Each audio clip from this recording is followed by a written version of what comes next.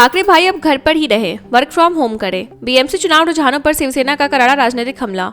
बृहन्मुंबई महानगर पालिका चुनाव के रुझानों को लेकर सियासी बयानबाजी तेज हो गई है। शिवसेना नेता साइना एनसी ने ठाकरे भाइयों पर तंज कसते हुए कहा कि अब उन्हें घर बैठकर वर्क फ्रॉम होम करना चाहिए। उन्होंने दावा किया कि महायुति सरकार के नेतृत्व में उप मुख्यमंत्री एकनाथ शिंदे ने गड्ढों की समस्या 2 चरणों में सुलझाई और 26 भ्रष्ट ठेकेदारों को जेल भेजा। 227 वार्डों में भाजपा गठबंधन 118 सीटों पर आगे चल रहा है, जबकि ठाकरे गुट 59 सीटों पर सिमटा नजर आ रहा है।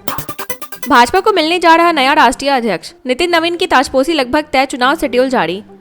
भारतीय जनता पार्टी के राष्ट्रीय अध्यक्ष पद के चुनाव की आधिकारिक तारीखों का ऐलान कर दिया गया है। पार्टी के अनुसार 19 जनवरी से प्रक्रिया शुरू होकर 20 जनवरी 2026 तक पूरी होगी। बिहार के वरिष्ठ नेता नितिन नवीन के निर्विरोध चुने जाने की प्रबल संभावना है। इससे पहले उन्हें कार्यकारी अध्यक्ष बनाया गया था। पार्टी सूत्रों का कहना है कि किसी अन्य नेता की दावेदारी सामने न आने के कारण उनका अध्यक्ष बनना लगभग तय माना जा रहा है।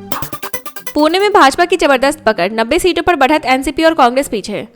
पुणे नगर निगम चुनाव 2026 के नतीजों से पहले रुझानों ने साफ कर दिया है कि शहर में भाजपा की स्थिति बेहद मजबूत है। ताजा आंकड़ों के मुताबिक भाजपा 90 सीटों पर आगे चल रही है। अजित पवार की एनसीपी 20 सीटों पर, जबकि शरद पवार की एनसीपी सिर्फ 1 सीट पर बढ़त बनाए हुए हैं। कांग्रेस 9 सीटों पर आगे है। 15 जनवरी को हुए मतदान के बाद मतगणना जारी और भाजपा की बढ़त लगातार मजबूत होती दिख रही है।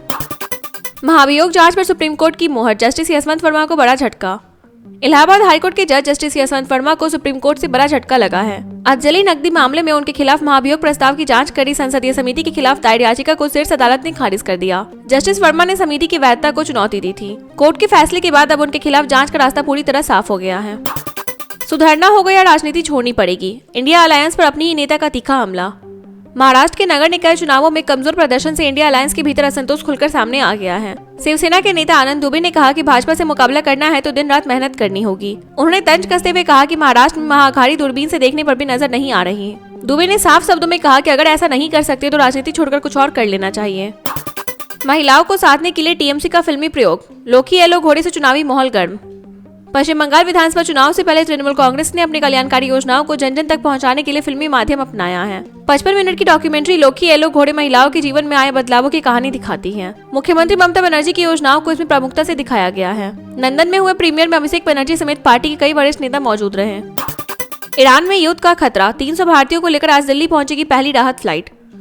ईरान और अमेरिका के बीच बढ़ते तनाव को देखते हुए भारत ने अपने नागरिकों को सुरक्षित निकालने की प्रक्रिया तेज कर दी है। तेहरान से पहली फ्लाइट आज दिल्ली पहुंचेगी, जिसमें करीब 300 भारतीय सवार होंगे। भारतीय दूतावास ने सभी नागरिकों से जल्द ईरान छोड़ने की अपील की है। एयर स्ट्राइक की आशंका के चलते तेहरान ने अस्थायी रूप से कमर्शियल फ्लाइट्स के लिए अपना एयर स्पेस भी बंद कर दिया था। संयुक्त राष्ट्र में पाकिस्तान को भारत की दो टूक, विभाजनकारी एजेंडे से बाहर निकलो।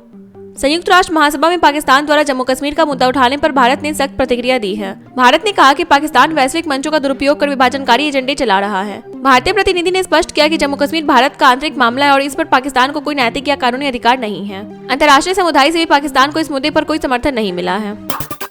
77वें गणतंत्र दिवस पर यूरोप के शीर्ष नेता होंगे भारत के मेहमान, रणनीतिक रिश्तों को नई मजबूती। भारत की 77वें गणतंत्र दिवस समारोह में इस पर यूरोपीय संघ के 2 बड़े नेता मुख्य अतिथि के रूप में शामिल होंगे। यूरोपीय परिषद के अध्यक्ष एंटोनियो ल्यूस सैंटोस दा कोस्टा और यूरोपीय आयोग के अध्यक्ष उर्सुला वॉन डेर लेयन 25 से 27 जनवरी तक भारत दौरे पर रहेंगे। इस यात्रा को भारत EU रणनीतिक साझेदारी के लिहाज से बेहद अहम माना जा रहा है। सुबह सुबह औचक निरीक्षण, लखनऊ की गंदगी देख भड़के मंत्री, अफसरों का कटा वेतन। लखनऊ में नगर निगम की सफाई व्यवस्था की पोल उस समय खुल गई जब योगी सरकार के मंत्री सुरेश खन्ना सुबह सुबह औचक निरीक्षण पर निकल पड़े। सड़कों पर गंदगी, नालियों में जमा कीचड़ और बहता गंदा पानी देकर मंत्री नाराज हो गए। मौके पर मौजूद अधिकारियों को जमकर फटकार लगाई गई। लापरवाही बरतने वाले जोनल अधिकारियों और सैनिटरी इंस्पेक्टरों का 2 दिन का वेतन काटने का आदेश भी जारी किया गया।